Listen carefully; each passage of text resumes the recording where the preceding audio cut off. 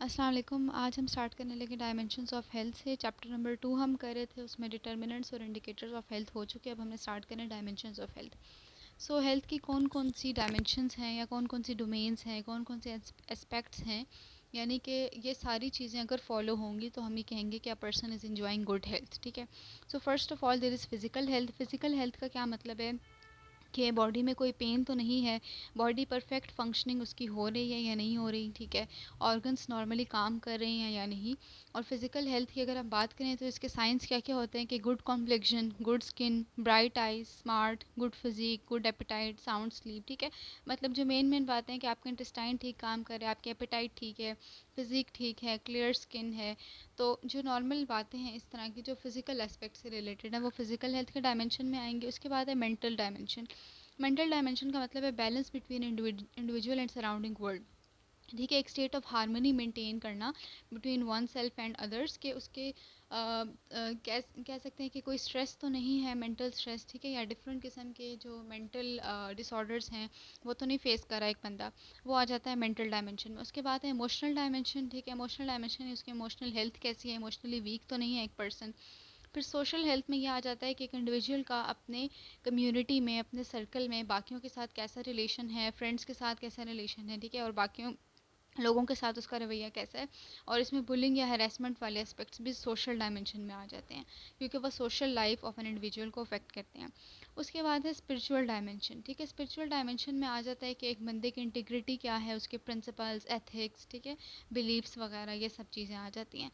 फिर vocational dimension, ये human existence का ही पार्ट है। इसमें क्या क्या होता है कि वर्क किस तरह से रोल प्ले कर रहा है एक इंसान की फ़िज़िकल और मेंटल हेल्थ, यानी जो वो काम करता है, जो वो जॉब करता है, वो किस तरह से उसकी हेल्थ को अफेक्ट कर रहा है। इतना ज़्यादा अफेक्ट तो नहीं कर रहा है कि उसकी कोई और डायमेंशन ख़राब हो रही है हेल्थ की। तो ये सारी चीज़ें आ जाएंगी वोकेशनल डायमेंशन में।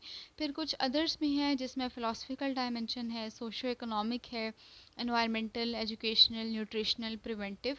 ये सारी चीज़ें भी आपके पास हेल्थ को प्रिडिक्ट करने में हेल्प करती हैं। ठीक है। सो मेन मेन डायमेंशन पता होने चाहिए, physical, mental, emotional, social, spiritual. अब उसके बाद आ जाते हैं कुछ टर्म्स हैं। एक है हमारे पास PQLI और एक है HDI। PQLI क्या होता है, ये बेसिकली है physical quality of life index. ठीक है। PQLI इसका MCQ में आता है कि इसमें कौन से 3 कंपोनेंट आते हैं। इसी तरह HDI ह्यूमन डेवलपमेंट इंडेक्स, इसमें कौन से 3 कंपोनेंट है, तो आपको कंपोनेंट्स का पता होना चाहिए। सबसे पहले जो physical quality of life index है उसमें 3 बातें आती हैं। इन्फेंट मोर्टालिटी रेट, ठीक है, life expectancy at age 1 year and literacy. तो इसके लिए ILL से याद रख सकते हैं, यानी PQLI के इंडिकेटर्स के लिए ILL याद रखा जा सकता है। इन्फेंट मोर्टालिटी हो गया, लाइफ एक्सपेक्टेंसी हो गया और लिटरेसी। ठीक है। फिर HDI है ह्यूमन डेवलपमेंट इंडेक्स, उसके लिए GLL याद रखा जा सकता है। यानी कि इससे क्या बनता है, जी से आपके पास बन गया GDP। ठीक है। जो ग्रॉस नेशनल इनकम है वो आ जाएगी GDP। इसके अलावा L for life expectancy and L for literacy rate, adult literacy rate. ठीक है। तो ये 3 चीज़ें आ जाती हैं ह्यूमन डेवलपमेंट इंडेक्स के अंदर। उसके बाद उन्होंने कुछ बातें लिखी हुई हैं, इंडेक्स के बारे में बताया हुआ है और उसके वैल्यूज़ के बारे में बताया कि कितनी ज़्यादा होंगी तो वो क्या इंडिकेट कर रही होंगी, कम होंगी।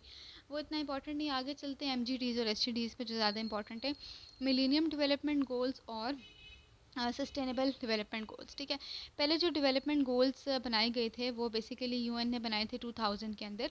और उसमें जितने भी गोल्स थे कि रिलेटेड टू पब्लिक हेल्थ के किन किन चीज़ों को हमने पूरा करना है वो थे, लेकिन बाद में वो कन्वर्ट हो गए थे सस्टेनेबल डेवलपमेंट गोल्स में तकरीबन 15 साल के बाद। ठीक है। अब इसके अगर हम गोल्स को डिस्कस करते हैं, मैंने लिखे नहीं है क्योंकि काफ़ी मतलब उस तरह से हो जाएगा। पहला जो गोल है वो है eradicate extreme poverty and hunger. ठीक है। सारे सबसे पहली जो बेसिक चीज़ है वो आपने इसमें काउंट करनी है कि पॉवर्टी और हंगर को ख़त्म करना है। दूसरा जो गोल था इसका वो ये था कि प्राइमरी एजुकेशन को अचीव करना है। ठीक है। कि एजुकेशन की फैसिलिटी सबको मिले। तीसरा जो गोल था वो ये था जेंडर इक्वालिटी मेंटेन हो और वुमेन को भी एम्पावर करना है। ठीक है। फिर चौथा गोल ये था कि चाइल्ड मोर्टेलिटी को हमने कम करना है। तो अब इसमें डिफरेंट किस्म के आ जाते हैं कि अंडर 5 मोर्टेलिटी रेट को कैसे कम करना है, इन्फेंट मोर्टेलिटी रेट को, बस जनरली चाइल्ड मोर्टेलिटी को कम करना है, वो गोल नंबर 4 है। गोल नंबर 5 ये है कि मैटरनल हेल्थ को इम्प्रूव करना है। ठीक है। और इसका एक MCQ भी आया, इसमें इसका स्टार लगा दिया कि उन्होंने पूछा हुआ था कि गोल नंबर 5 क्या है, या उन्होंने आई गेस इनडायरेक्टली कुछ पूछा हुआ था कि मैटरनल हेल्थ रिलेटेड कौन सा गोल है MGD का। तो वो मैटरनल हेल्थ रिलेटेड आपका गोल नंबर 5 है, ठीक है। यानी मैटरनल मोर्टेलिटी रेशो को भी कम करना है और उसकी ओवरऑल हेल्थ को भी मदर की मेंटेन रखना है। उसके बाद आ जाते हैं गोल 6 पे। गोल 6 आपका HIV, एड्स और मलेरिया से रिलेटेड है, ठीक है। जो कंटेजियस डिजीज़ हैं, HIV, एड्स वगैरह हो गई, इसके अलावा जो बाकी हैं मलेरिया या दूसरी डिजीज़, उनका कंट्रोल, TB वगैरह का, ठीक है। फिर गोल नंबर 7 में आ जाते हैं। तो गोल नंबर 7 में आपके पास है एनवायरमेंटल सस्टेनेबिलिटी, ठीक है। एनवायरमेंट रिलेटेड आपने काम करने नहीं, पॉपुलेशन को कंट्रोल करना है, वाटर सैनिटेशन को प्रोवाइड करना है, ये सारी चीज़ें आ जाएंगी गोल 7 में। फिर गोल 8 में ये है कि ग्लोबल पार्टनरशिप मेंटेन करनी है फॉर डेवलपमेंट, ठीक है। तो ये सारी चीज़ें आ जाती हैं MGTs में। दोबारा रिवाइज करते हैं। सबसे पहला गोल, सबसे बेसिक से शुरू करेंगे, पॉवर्टी और हंगर को कंट्रोल करना है। उसके बाद आपने प्राइमरी एजुकेशन देनी है। फिर आपने जेंडर इक्वालिटी और वुमेन को भी एम्पावर करना है। फिर अगला गोल है कि चाइल्ड की मोर्टेलिटी को कम करना है। उसी से याद रखें कि मैटरनल हेल्थ को इम्प्रूव करना है। फिर अगला गोल है HIV, एड्स और मलेरिया को आपने कम्बैट करना है। फिर है एनवायरमेंटल सस्टेनेबिलिटी, जिसमें पॉपुलेशन कंट्रोल वगैरह चीज़ें आ जाती हैं। और नेक्स्ट है ग्लोबल पार्टनरशिप, ठीक है। तो ये सारी चीज़ें MGTs। इसके गोल्स का वैसे पता होना चाहिए कि इसके 17 आपके पास हैं, सॉरी इसके 17 नहीं, इसके 8 गोल्स हैं। अच्छा, इसके 8 गोल्स हैं और बाकी 16 टारगेट्स और 37 इंडिकेटर्स हैं, ठीक है। गोल्स का मेन याद होना चाहिए, इसके 8 हैं, SDGs के 17 गोल्स हैं। अच्छा, SDGs के गोल्स को भी हम कर लेते हैं। पहला जो इसका गोल है वो है नो पॉवर्टी, ठीक है। इसका भी अब देखें, पहला ऑलमोस्ट वही है कि पॉवर्टी ख़त्म करनी है। दूसरा है ज़ीरो हंगर, ठीक है, कि इतनी आपने न्यूट्रिशन प्रोवाइड करनी है जो ऐसे एरियाज़ हैं जहाँ पे इसकी ज़रूरत है, ताकि ज़ीरो हंगर वाली सिचुएशन को अचीव किया जा सके। फिर तीसरा गोल था गुड हेल्थ एंड वेलबींग। अब इसका ये सबसे इंपॉर्टेंट गोल है, ठीक है। अगर इंपॉर्टेंट गोल STD का पूछते हैं तो वो गोल नंबर 3 है, that is good health and wellbeing, ठीक है। अच्छी हेल्थ को आपने एम्पावर करना है। फिर आ जाते हैं quality education, goal number 4। Goal number 5 था जेंडर इक्वालिटी, ठीक। गोल नंबर 6 में है clean water and sanitation. Goal 7 में है affordable and clean energy provide करनी है। गोल 8 में decent work and economic growth, ठीक है। गोल नंबर 9 में इंडस्ट्री, इनोवेशन एंड इंफ्रास्ट्रक्चर को बेहतर करना है, इकॉनमी को बेहतर बनाना है। और गोल नंबर 10 में इनइक्वालिटी, ठीक है, इनइक्वालिटीज़ को कम करना है। गोल नंबर 11 में सस्टेनेबल सिटीज़ एंड कम्युनिटीज़।